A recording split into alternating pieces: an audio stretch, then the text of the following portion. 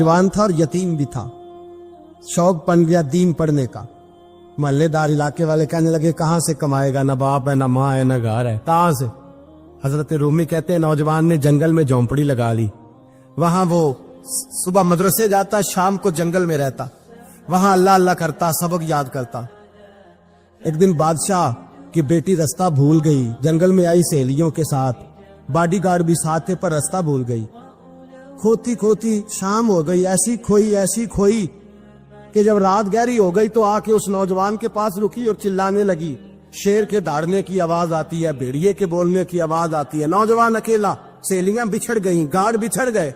कहने लगी मैं परेशान हूँ, मुझे जगह मिल जाएगी। नौजवान कहता मैंने शहजादी देखी और मुझे भी पता था कि घर एक ही है और आग को अंदर से दरवाजा भी बंद करना पड़ता है, जंगल जानवर भी आ जाते। कहते मेरी छोटी सी कुटिया में, झोंपड़ी में वो आई, रो के कहने लगी सहारा कोई नहीं, अगर मैं पीछे निकलूंगी तो भेड़िए खा जाएगा। कहते मैंने उसे जगह दे दी। अकेली औरत, चिराग जल रहा है, सबक याद कर रहा हूं।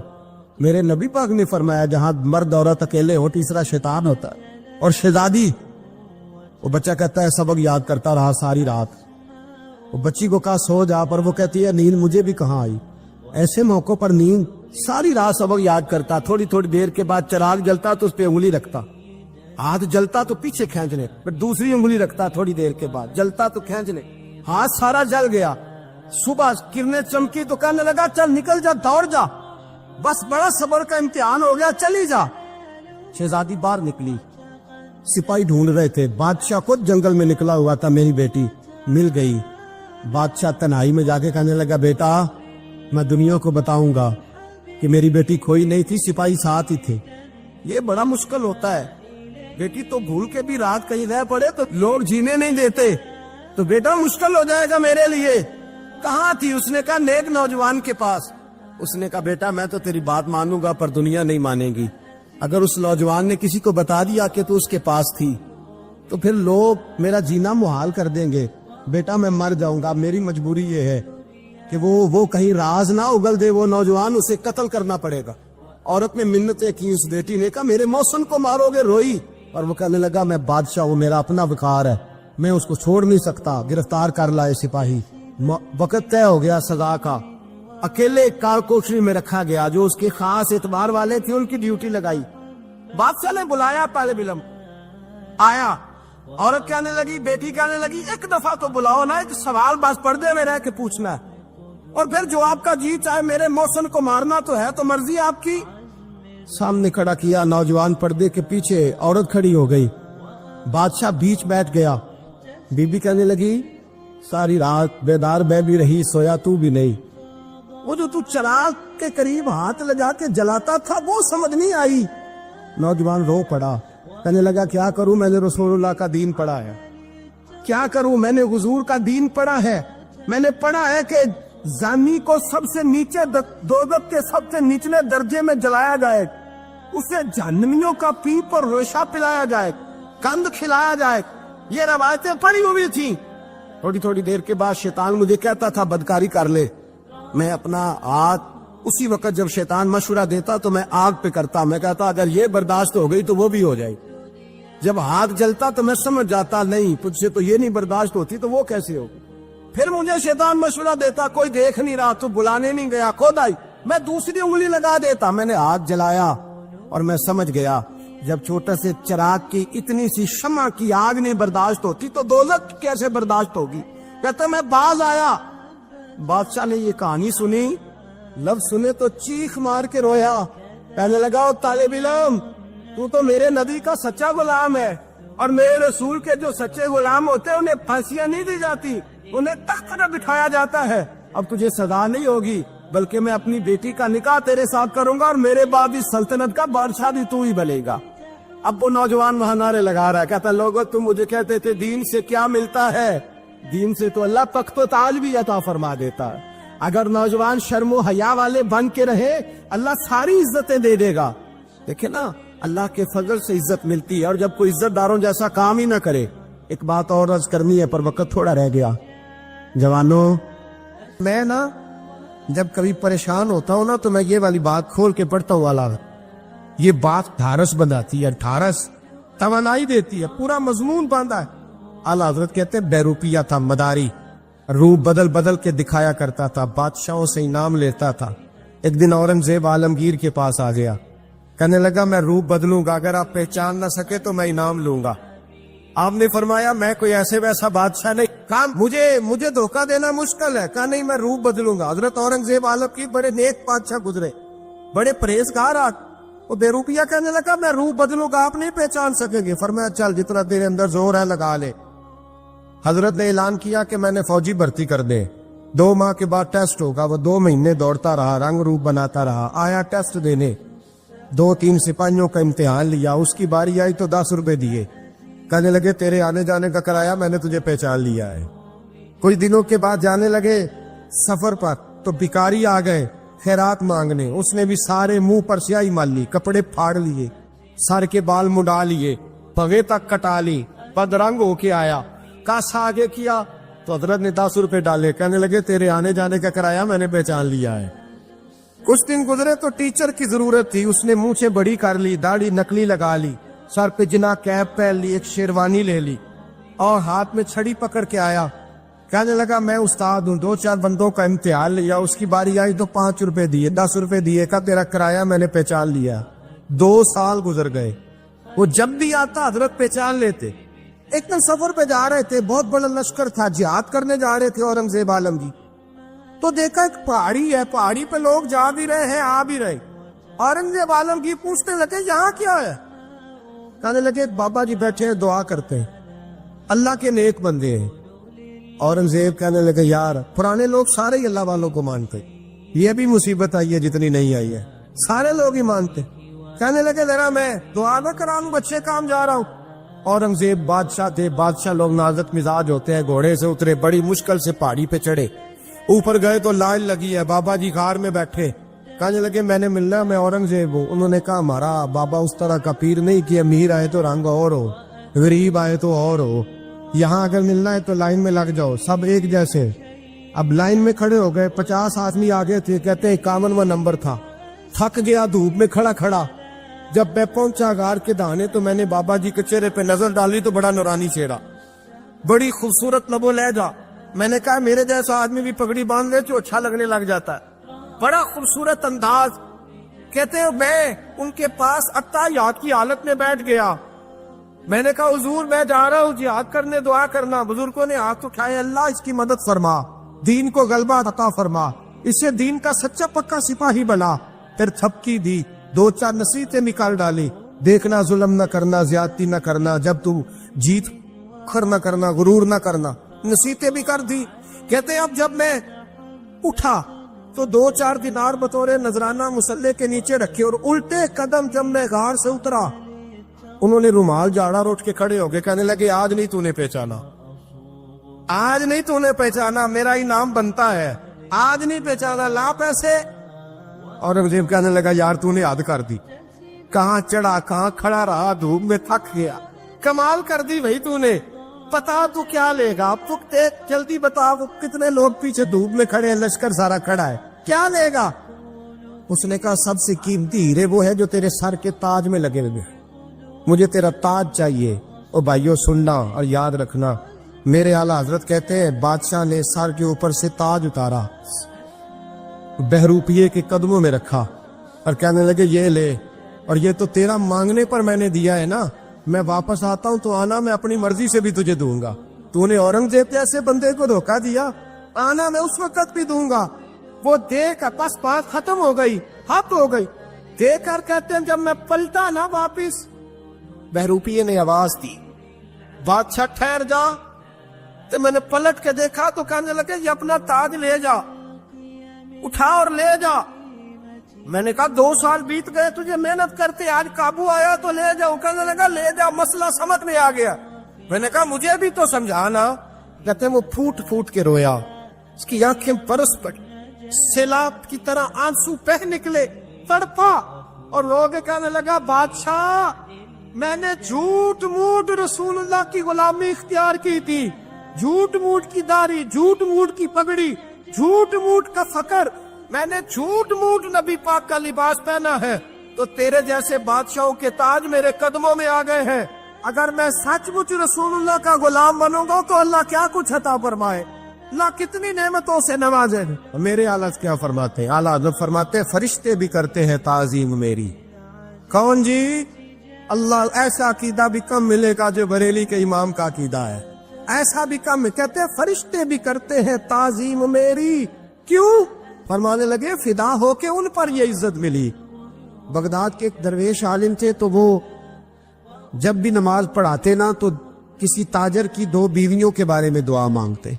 तो जो है मेरी बात पर, नमाज पढ़ाते तो कहते अल्लाह उस ताजर की 2 बीवियों को अपनी खास रहमतें अता फरमा। एक दिन लोग उनके गिर्द इकट्ठे हो गए, कहने लगे बाबा जी बताएं तो सही वो बीवियां कौन थी जिनके लिए आप दुआ मांगते। तो फरमाने लगे मेरे शहर का एक ताजर था, बहुत बड़ा ताजर था, मालदार था पर बे औलाद था। उसे बगदाद से मुल्क के शाम जाना पड़ता था तिजारत करने, और कई कई महीने उसे शाम के मुल्क में रहना पड़ता था। उसने इस तरह किया कि वहां भी एक शादी कर ली। तो जो है ना मेरी बात पर, क्या कर लिया उसने? दूसरी शादी करना मर्द के लिए जायज है, तीसरी करना भी, चौथी करना भी भैया के वक्त, मगर अगर इंसाफ कर सके तो। अगर चारों में हम ना आधा मसला सुनते हैं और आधा ही बयान करते हैं, अगर इंसाफ ना कर सके फिर उसके लिए 4 जायज, फिर वो एक ही रखेगा। तो अजीज दोस्त, दूसरा निकाह कर लिया, शादी हो गई। अब वो वहां कुछ ज्यादा वक्त गुजारने लगा, मालदार आदमी था, बीवी को मकान भी लेके दे दिया। अब वो देर से आता वापिस, और जब आता भी तो उसके वो वाले अंदाज ना होते जो पहले हुआ करते थे। अब बीवी से बड़ा जासूस भी कोई नहीं होता, उसको तो पहले पता चल जाता है कि माजरा क्या है, उसे बड़ी खबर होती है। तो उसने महसूस कर लिया कि बदले बदले से मेरी सरकार नजर आते। वो कहने लगी अब के जब आता जाता है तो इसके हालात कुछ बदले बदले से हैं, माहौल कुछ और है। उसने एक बूढ़ा आदमी जो उसका अजीज भी था और समझदार भी था उसको तैयार किया। कहने लगी अब के जब मुल्क के शाम जाए ना तो इसका पीछा करना और खबर करना कि कहाँ रहता है, कहाँ जाता है, क्या करता है। वो बूढ़े बुजुर्ग जो थे वो खातून के कहने पर कुछ उसने किराया भी दिया। वो उस ताजर के पीछे गए और वापस आके खबर दी। कहने लगे कि ये तो 2-3 साल बीत गए, इसने वहां भी शादी की हुई है, तुझे बताया ही नहीं। बीवी बड़ी समझदार थी, हौसला मंद, जीरत, उसने शोर नहीं मचाया। उसने कहा कि मैं ना अब जब आएगा ना तो तरीके से बात करूंगी और पूछूंगी कि ऐसा क्यों किया। और ये भी उसने आके बताया कि अगर तेरे साथ निकाह के बाद उसे औलाद नहीं मिली तो औलाद वहां भी कोई नहीं, कि मुकम्मल तफसीलात। अब जब इस दफा खामंद आया तो आते ही वो बीमार हो गया, कमजोर होने लगा। अब खातून ने मुनासिब नहीं समझा कि आते ही धड़ाम से मैं उसके सर पर ये छोड़ दूं कि तूने निकाह किया हुआ है और मुझे बताया नहीं। वो जरा तसल्ली में रही, कुछ वो बीमार था, हौसला रखा, खिदमत करती रही। कुछ दिन गुजरे तो वो ताजर इंतकाल कर गया, फौत हो गया। अब राज खोल न सका, इद्दत गुजारी, और जब सारा माल जमा किया ना तो अशरफियों की बोरियां भर गई। सारा माल उस बीबी का, 4 बोरियों में अशरफियां, 4। यहां तो पेट का दोज़ख है, माज अल्लाह भरता ही नहीं। हाल मिन मजीद, हाल मिन मजीद। वो जो कहते थे ना कि बस बाहर चला जाऊं और बाहर मैं कुछ थोड़े से पैसे कमा के 2-3 साल में लौट आऊंगा, फिर यहां आके कोई कारोबार करूंगा, वो गए हैं तो वापिस नहीं आए। वो जो कहते थे ना बस मैंने इतना सा कारोबार करना है कि मकान बन जाए, उन्होंने 4 मकान भी बना लिए हैं, लेकिन बरेक हल में मजीद की दौड़ है। अब 4 बोरियां उस औरत ने छुपाए रखी। कोई बंदा नहीं जानता बगदाद में कि मुल्क के शाम में ताजर की दूसरी बीवी भी है। जब वो फारिग हुई तो उसने उस बूढ़े जासूस को फिर बुलाया और 2 बोरियां ऊंट पे रखी, खुद भी साथ बैठी और मुल्क के शाम गई। अल्लाह अकबर। वो बुजुर्ग कहते हैं मैं ऐसे नहीं दुआ करता। उसको जाके कहने लगी मैं अकेली वारिस नहीं हूं, आधे की वारिस तू भी है। मैं अकेली वारिस नहीं, ये तकसीम विरासत है, आधी की वारिस तू भी है। तो रख अपने पैसे, मुझे पता है उसने निकाह किया था पर मुझे बताया नहीं था, तो रख अपने पैसे, मैं तुझे दे रही हूं, आधे तेरे हैं आधे मेरे हैं। उसने नजर उठाई तो रो पड़ी, कहने लगी नहीं अब ये सारे तेरे ही हैं। اگر تو اللہ سے ڈرتی ہے تو میں بھی رب سے ڈرتی ہوں، اگر تو مصطفیٰ کریم کا کلمہ پڑھتی ہے تو میں بھی اسی نبی کی ماننے والی ہوں۔ کہا بات کیا ہے، میرا کیوں ہے سارا؟ تو وہ خاتون کہنے لگی وہ 2 سال 3 سال سے میرے ساتھ نکاح تھا اور اس نے بتایا تھا مجھے کہ میری بیوی بھی ہے، اور میں غریب تھی تو میرے والدین کو بھی بتایا تھا کہ میری دوسری شادی ہے۔ یہ مکان اس نے مجھے لے کے دیا تھا، میرے تمام اخراجات وہ پورے کرتا تھا، نان و نفقہ کا خیال رکھتا تھا، لیکن اب کہ جب وہ آیا تو وہ بیمار تھا۔ اس نے مجھے بتایا کہ مجھے طبیب نے بتایا ہے کہ میں شدید بیمار ہوں، شاید بچ نہ سکوں۔ تو کہنے لگی وہ مجھے کئی لاکھ روپے بھی دے گیا اور جاتے دفعہ مجھے طلاق بھی دے گیا، فارغ کر گیا۔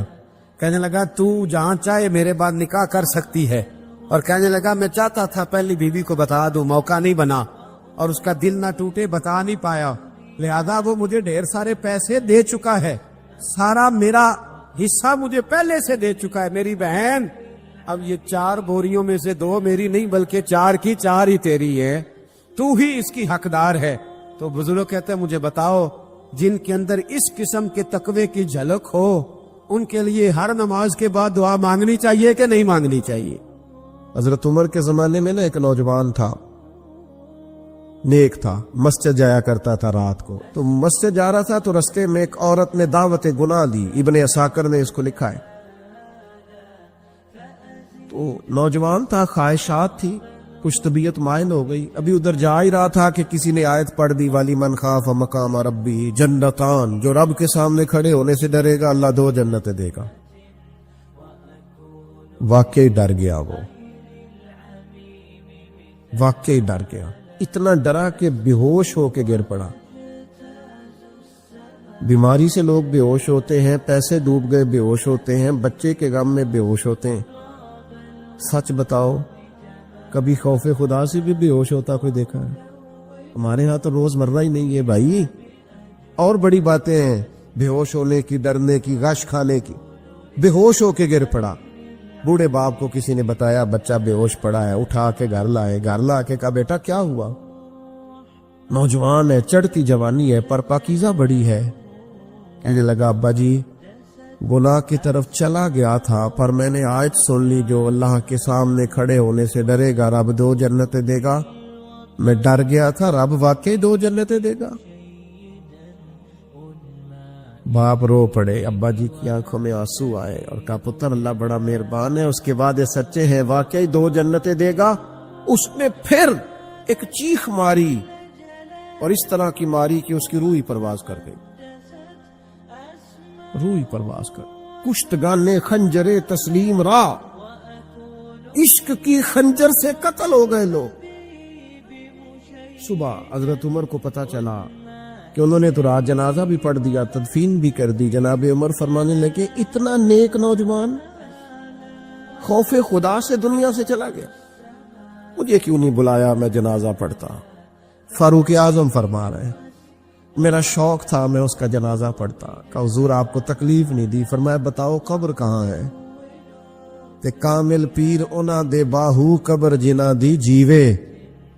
حضرت فاروق اعظم قبر پہ تشریف لے گئے اور کھڑے ہو کے فرمانے لگے نوجوان مجھے امید ہے میرے رب نے تجھے 2 جنتیں دی ہوں گی۔ ابن عساکر کھول کے دیکھو تاریخ بغداد نے کیا لکھا ہے۔ حضرت سیدنا فاروق نے فرمایا امید ہے 2 جنتیں دی ہوں گی، قبر کے اندر سے بولا